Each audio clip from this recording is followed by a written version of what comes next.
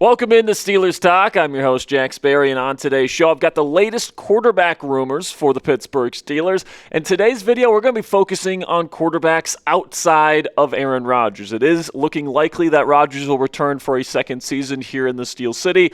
But what else is churning in the rumor mill surrounding the quarterback position? That's what we're going to be talking about today on Steelers Talk. But before we get into the quarterback rumors today, make sure you guys give me a follow on X at Jack_Sperry. That's where I give my instant reaction to everything Steelers news related there on social media before I hop on here on Steelers Talk. So if you guys want to get my instant reaction as well as my reactions to other pieces of news and rumors that we don't talk about here on the show, and you want extra Steelers content from me, Jack Sperry, on social media, you can give me a follow at Jack_Sperry on X. All right, so let's get into CJ Stroud, where the Ringer's Todd McShay claims that NFL teams are going to be targeting CJ Stroud this offseason via trade. They will at the very least give a call to the Houston Texans before the start of NFL free agency to see what the availability is of the fourth-year QB. This is what McShay had to say on his show over the weekend. I'm told, don't be surprised if the next couple of weeks there are some big-name QBs that are going to be targeted. CJ Stroud is one of them.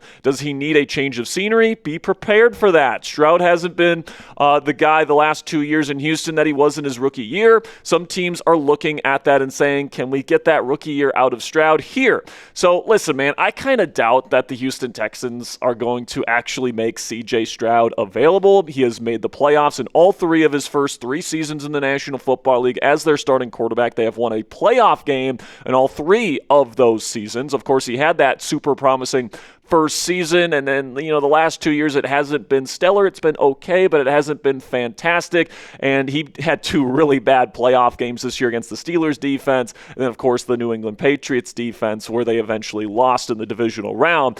But listen, man, just think about it. If you're the Houston Texans, who are you going to upgrade the position with that's not CJ Stroud? Like they would have the same options that the Steelers have right now, and as we know as Steelers fans, the quarterback options on the market this year are not that fantastic.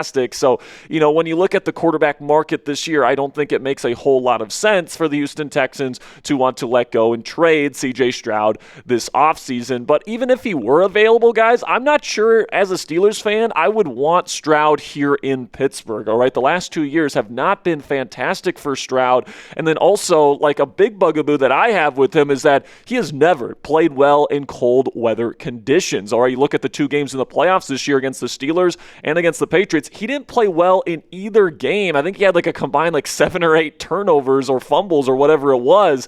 And, he just hasn't played well in the cold his entire career. He lost both games against Michigan in the cold and in the conditions. He's never won a playoff game outside except for us here in our building, but we just lose every playoff game anyway, right? And he didn't even play well in that football game. So if we trade for him, we're going to be asking him to play his best football at the end of the season when it's cold outside in every single stadium here in the AFC North, not to mention most of the good teams in the AFC play outside, okay? And I just don't know if I trust CJ Stroud to get the job done for us here in Pittsburgh. I think he's got a lot of talent. I think he's got a lot of ability, but I think in terms of the fit here with Pittsburgh and what we're looking for, I'm not sure CJ Stroud is the guy that we want quarterbacking the Pittsburgh Steelers, even if he's available. But let me know what you guys think down there in the comments section. If the Texans are going to let him go, guys, it's going to be expensive. It's going to be at least a first-round pick to get CJ Stroud. So would you make this trade? Give me an A for accept or D for decline. This will be the pinned comment on today's show. In just a second here, I'll tell you about today's sponsor.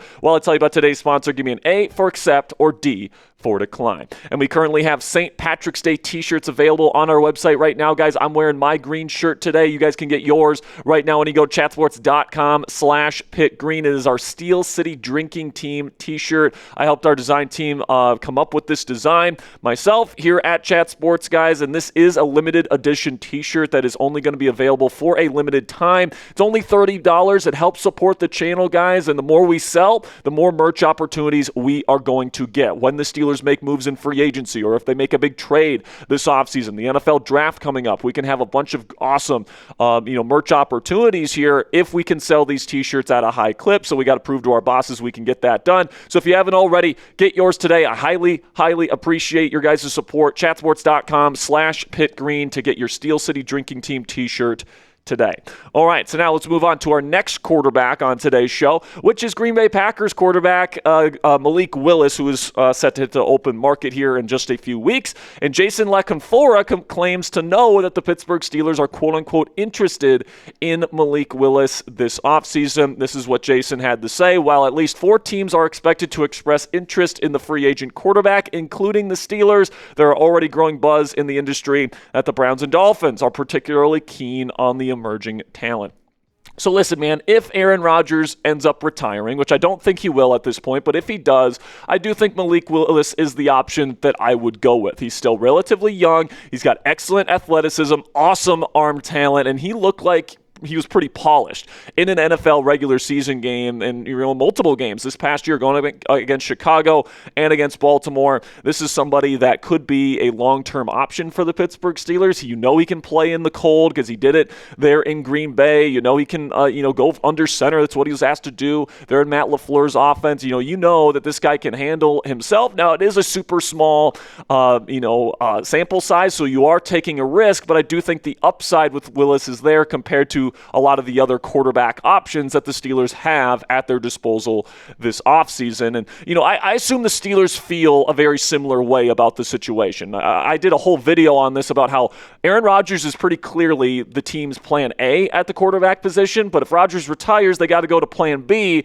I think that, if they end up having to go that route, I think Malik Willis is probably one of the guys they will look at as one of those plan B options. However, if they do want to bring in Malik Willis, he isn't going to come cheap. He's probably going to be one of the more expensive quarterback options on the open market this year if the Steelers want to go out and get somebody in the NFL free agency market. Last year, Justin Fields with the New York Jets got a pretty sizable contract. Remember, I was telling you guys he wasn't going to go for the $5 million that Spotrac was projecting him to, and everyone's like, we got to bring back Fields. We can bring him back for only $5 million. And I was like, no, you can't. And he ends up going to the New York Jets for $20 million.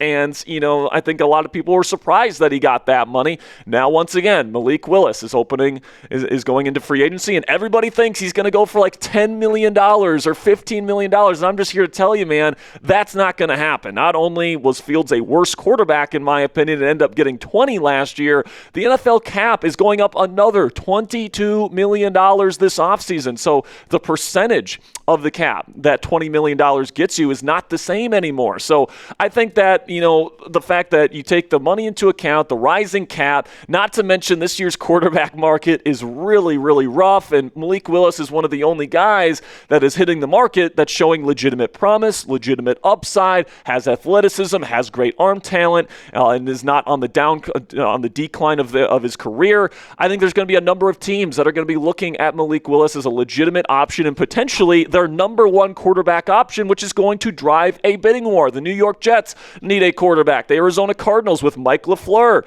I mean, hey, the LaFleur connection there. Malik Willis could go to Arizona. The Miami Dolphins just cleared a crap ton of cap space. I think he's probably going to end up in Miami regardless. And then Cleveland apparently is another team that could be looking at a guy like Malik Willis. And you guys take a look at what the league expects out of his market value. Spotrac currently projects him at a 2-year, $71 million deal. That's $35.5 million per season. And obviously that's a huge, huge risk if the Steelers are going to go down this route, because Malik Willis just doesn't have a long track record of success as an NFL starting quarterback. And you're going to have to kind of take that risk of, hey, this guy's got the upside and the potential, but we're going to have to pay him money of somebody that's actually been established as a starting quarterback. I think the reality of the situation here, guys, is that 35.5 might be a bit rich. I'm not sure if Malik will actually get that level of money, but I think it'll be closer to $35.5 million than the $10 million that some people think the Steelers can get Malik Willis for. I think it's going to be somewhere over $25 million per season. I think with the rising cap, with the lack of supply in the quarterback market this year, somebody is gonna pay Malik Willis $25+ million. My guess is he's gonna want to go to Miami, and with all the cap space that they're clearing there in South Beach, I think he ends up a Miami Dolphin next season. So what say you guys? Let me know down there in the comment section. Are you willing to pay $25 million per year or more for Malik Willis? Give me a P for pay Type N for not. Let me know what you guys think down there in the comment section. Then the last quarterback we'll talk about today on the open market is a trade candidate, Kyler Murray, currently with the Arizona Cardinals. And Bleacher Report's Alex Ballantyne lists Murray as Pittsburgh's #1 trade target this offseason. Now, I think that Murray fits in some regards and he doesn't fit in another regard. I think where he fits Mike McCarthy's offense is his mobility and his playmaking ability, okay? Mike McCarthy said in his introductory press conference this year that you want a more athletic player in that position, a man that can extend plays and play to the rhythm and timing and spacing and all the things that go into an offensive system. The called quarterback runs is probably the biggest thing that's changed in the last 5, 6, 7 years, and obviously the rules protecting them, making it possible. Just the way you play defense, you get a 7-gap run scheme. Now you have an 8th element to it because the quarterback can pull the ball. So McCarthy clearly likes quarterback mobility, and he's long admired Kyler Murray's mobility and playmaking. Back in 2020, this is what he had to say about the Cardinals quarterback. Obviously, he can make any throw, he can hit all the quadrants of the field, and he's leading the league in rushing as among quarterbacks. So I think that in itself, it tells you that the stress that he puts on your defense, he's a dynamic player, and he's definitely the centerpiece of that offense. So clearly, he has a respect for Kyler Murray's mobility and playmaking already. However, where I think Murray probably doesn't fit the Mike McCarthy offense here is his lack of pocket passing skill set. Along with quarterback mobility, this is what Mike McCarthy said at his introductory press conference when it comes to having to win from the pocket in the modern NFL. But at the end of the day, to win these big games that are being played in January, they still got to make throws from the pocket, and that's why the belief and the work and the training and all those things that go into it. So listen, man, Kyler just can't see over the middle of the field. Now, obviously, this is an exaggerated photo, but you guys get the point. Like, Kyler Murray is absolutely tiny, and when he's surrounded by all those big linemen, it's very difficult for him at times to see over the middle of the field in particular, and that's a big element of the Mike McCarthy offense, is being able to win from within structure and within the pocket, and I just don't know if Kyler Murray is capable of doing that. I think Kyler is heavily dependent on his out-of-structure play, getting outside of the pocket, making things happen with his legs, scrambling, doing all those things. And I think any offense that has him as their quarterback needs to be pretty heavily dependent on quick reads, quick game, and then also the scrambling stuff because, after the first couple seconds, he just gets swarmed by the big bodies in the trenches. So I think it's going to cost about a 3rd-round pick to get Kyler Murray this offseason. So let me know what you guys would do down there in the comment section. Would you accept this trade? Would you trade one of the Steelers' 3 third-round picks this year for Kyler Murray, the former #1 overall pick? Give me a yes or a no down there in the comment section. Then we'll finish up today's show by letting you guys know that in the end, it does sound like Aaron Rodgers is going to be coming back this year. Apparently, he's had numerous conversations with Mike McCarthy. DK Metcalf, as well as the rest of the locker room, clearly wants him to return. And I think Rodgers, his body feels good after last season, and I think he feels wanted, and I think he really likes that. And to be honest, I understand why this is plan A. I really do, guys, and I know a lot of people are like, oh, he's 42 years old, and because of the age number, people think that he can't get better or that this offense can't get better with him at quarterback. They kind of feel like that this offense, already hit its peak last season, and they saw what this offense was last year, and it was pretty mediocre, below average, and they don't want that offense again. They want something with a higher upside, something with a longer-term outlook, but I think the case for Aaron Rodgers is that he's got a ton of playoff experience in an AFC that really doesn't have a ton of playoff experience at the quarterback positions across the conference. Also, players want him back. I mean, apparently, according to Adam Schefter, Brooke Pryor, and others, to a T, to a man, the players in the locker room want Aaron Rodgers back. I don't think every single person in the Steelers locker room is an idiot that thinks Aaron Rodgers can still play. Also, he still has high-end arm talent. I mean, we saw him throw a 70-yard pass this year.